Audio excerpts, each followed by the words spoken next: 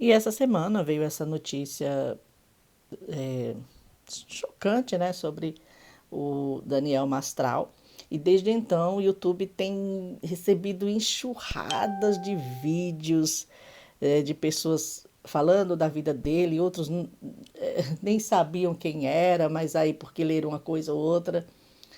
E também muitos, principalmente nos comentários, com teorias da conspiração, de que ele não fez isso, foi o sistema. Que sistema é esse? É que ninguém sabe, né?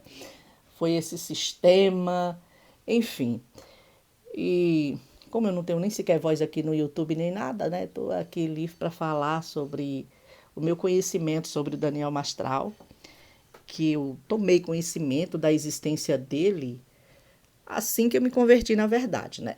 Com o movimento de batalha espiritual, que estava crescendo esse movimento, e eu vim saber porque fui a um seminário da Nilce Tioca, e aí ela citou o Daniel Mastral, que inclusive ela fez parte de uma das pessoas da equipe que libertou, né? Ajudou nesse processo de libertação, segundo eles. E então, mais na frente, né, esse movimento, volto um pouco a falar sobre o movimento de batalha espiritual, em que eu já tinha lido os livros da Rebecca Brown, Peter Wagner.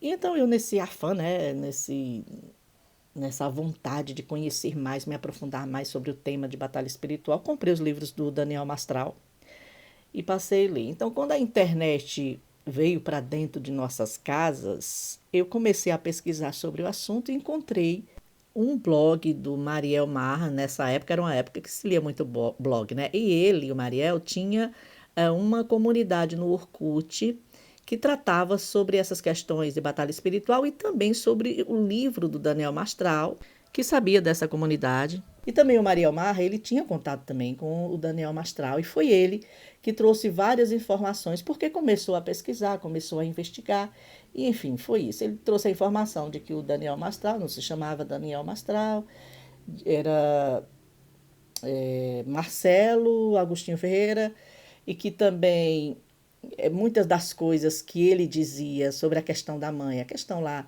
de que a mãe traiu o pai, porque a mãe teve um relacionamento com o que a gente que dava a entender ali no livro, que era o Temer, né? Porque inclusive ele falava que era do Partido do Foguinho, que na época era um deputado ali. Enfim, ele era filho desse deputado que era o líder aí da Irmandade aqui no Brasil, e a mãe e a família toda negava completamente, inclusive a namorada que ele conta ali no livro, que foi a namorada que o levou a Cristo, né? Levou ele para a igreja. Inclusive a namorada negava muita coisa. Então, essas eram épocas em que as pessoas falavam, né? E aí ele começou a discutir, a negar, enfim. A verdade é que o Daniel Mastral sempre foi envolto em mistério. E assim, muitas pessoas negam porque querem. Hoje em dia é tanto crente abraçando teorias absurdas, abraçando o ocultismo. E uma verdade é, Deus nos chamou a sermos luz. A nossa vida precisa de transparência.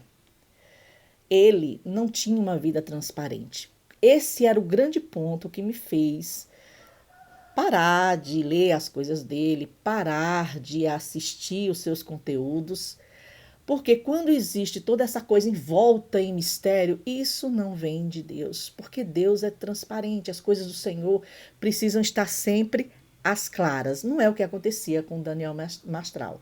Basta, gente, a gente julgar as atitudes das pessoas pela Bíblia, pela palavra de Deus. E a Bíblia diz que nós devemos julgar a árvore pelos seus frutos. O Daniel, em todas essas pessoas que se envolveu com ele, tanto a Neuza Tioca, eu acho que algumas pessoas na época da missão Shekinah, que lidava também muito com essa questão de batalha espiritual, não sei, essas pessoas tinham, assim, um envolvimento de perto com ele, todas essas pessoas brigaram e se afastaram. Eu estou dizendo brigar, mas houve uma desavença entre eles e se afastaram dele. Ele não podia ser contrariado em nada. E eu estou dizendo isso desde essa época de ler coisas, de pesquisar coisas sobre ele, de ouvir muitas. sobre pessoas que estavam próximas. Porque hoje em dia um monte de gente fala alguma coisa porque conheceu a partir dos podcasts, né? Conheceu aquilo ali, acreditou em tudo ali. E quando a gente fala, quando eu falo isso aqui, outras pessoas falam, aí já aparece um ou outro. Eu sei que no meu vídeo não vai aparecer porque, enfim, ninguém vai assistir. Mas aparece um ou outro dizendo: ah, você está falando mal. Não, ninguém está falando mal. É a verdade. A verdade, para muitos, para muitos ouvidos, é tido como o mal, porque a verdade, ela confronta, né? Confronta os ídolos internos de cada um e outras coisas. A verdade confronta tudo, né? Então, voltando, muitas pessoas se afastaram ali dele e ele também foi se afastando de sua doutrina, daquilo que ele pregava no início. Se ele já foi convertido ou não, eu não sei. Pessoas daquela época, de sua própria família, a sua ex-namorada disse que ele nitidamente falou que criou toda essa história para ganhar dinheiro. Isso aí a gente não sabe, né? Enfim, ele começou e depois muitas das coisas que ele pregava, sim, porque ele pregou em igrejas, fazia seminários em igrejas e depois ele se tornou desigrejado e depois eu já não sei mais o que ele se tornou. Virou meio místico, começou a falar de poder das pedras, runas, questões holísticas, inclusive se casou com a terapeuta, né, esse segundo casamento, também sobre física quântica, energia, poder, de tanta coisa. Gente, ele misturou tantas coisas. Eu lembro que eu assisti num podcast, ele com uma sensitiva chamada Vandinha, e ela fazia previsões sobre a vida dele, e ele concordando com muita coisa. Então ele se confundiu. A cabeça do homem confundiu-se. Enfim, voltando à questão. Aí eu fui me afastando. Depois, com a morte do filho dele, quando eu voltei a assistir tudo aquilo, e eu percebi algo que ele fala, não na morte do filho, mas depois quando ele vem com a tentativa de suicídio, porque o filho morre, depois a esposa morre, e segundo o Caio Fábio, porque na época da morte da esposa, o Caio Fábio diz que ela suicidou-se, ele viu, porque ela morreu nos braços e pediu para que ele não buscasse assistência médica. E aí ela morre e depois da morte dela, ele passa aí em tudo quanto é podcast, como se nada tivesse acontecido, porque é a verdade. 9 meses depois ele casa-se novamente, mas dizem que 3 meses, 3 meses depois ele já estava namorando com essa que é a terapeuta holística, né? E, aliás, um casamento bem que estranho, como tudo que era envolto na vida dele, tudo que envolvia a vida dele tinha esse ar de estranheza. E aí ele casa-se e aí vem a tentativa, né? De morte. E aí eu assisti aquele vídeo e ele vai explicando, a gente vê que ele está abalado mesmo. E ele vai explicando, e algo que ele falou assim, eu captei ali. E que ele falava que ele pensava, um dado momento do vídeo, que ele pensava que a vida dele ia acontecer. Eu estou colocando minhas palavras. Que ele pensava que a vida dele ia acontecer. Em resumo, assim, ele pensava que depois da morte do filho, porque aí ele já lança um diário, o filho morre e ele lança um diário, o diário de Micael, o filho, e ele achava que com a morte do filho dele, esse acontecimento, eu não sei se chama de ministério, o conteúdo dele ia crescer, crescer. Então ele foi para podcast, mas ele queria mais. Essa era a questão do Daniel Mastral. Ele tinha fama de ser conhecido, de que essa história dele abalasse tudo e ele tivesse essa notoriedade, ele tinha esse desespero na alma por notoriedade. E ele tinha alcançado de certo modo, mas a questão é que ele queria mais. É lógico que ele tinha uma depressão, ou devia ter outros problemas e mais problemas, eu não sei. Mas esse desespero por notoriedade era algo assim que estava latente na alma desse homem.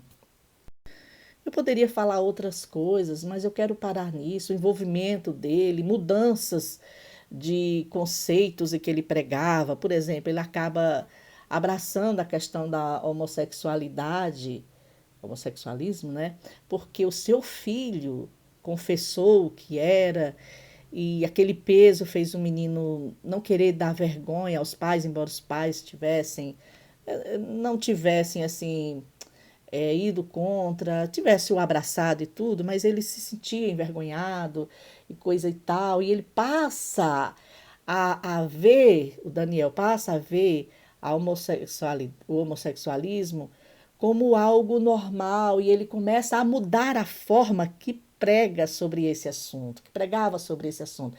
E como eu já disse anteriormente, ele começa a abraçar o ocultismo.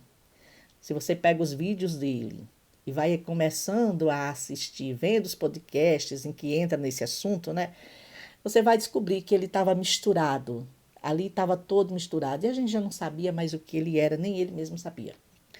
O que ele cria de tantas. E para finalizar a sua vida, a prova de tudo isso está com essa união louca aí, com esse Vic Vanilla. Agora, gente, eu vou falar uma coisa: tá cheio de crente lá. Esse Vic Vanilla fazendo.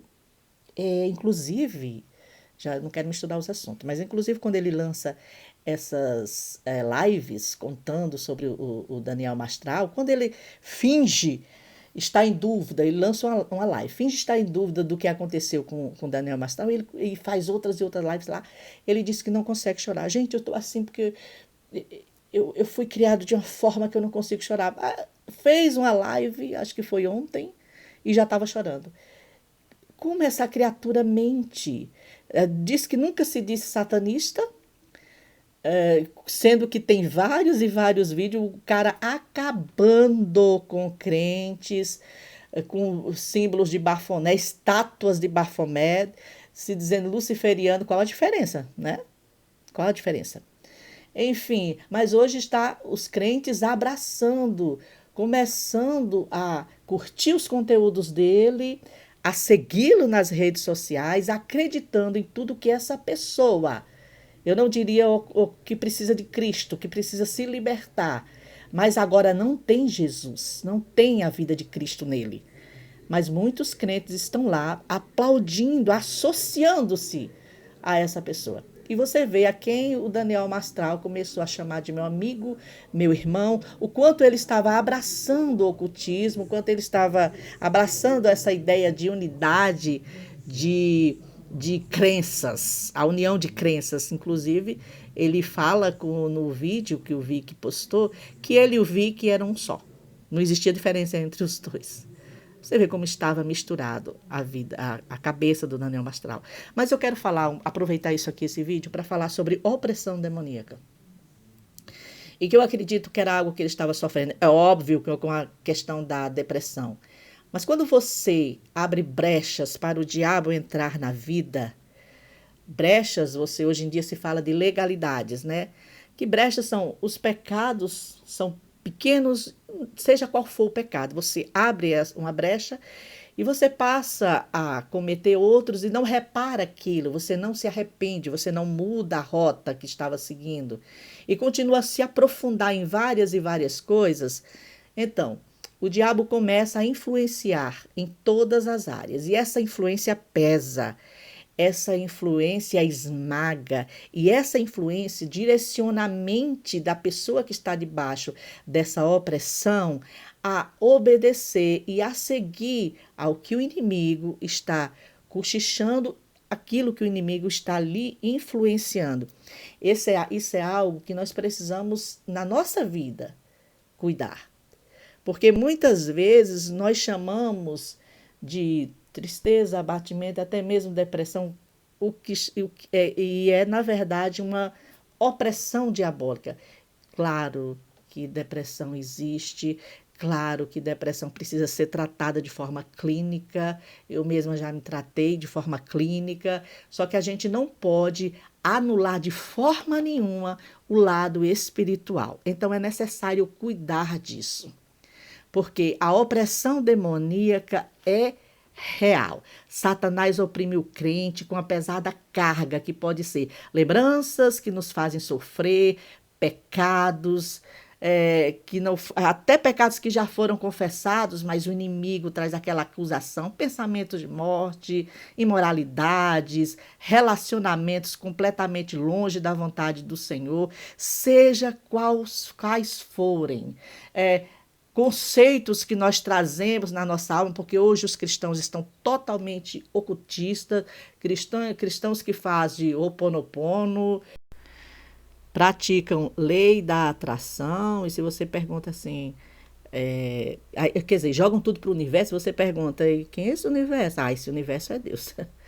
Como se Deus aceitasse ser trocado por outro nome, que você fizesse oração por outro nome, enfim.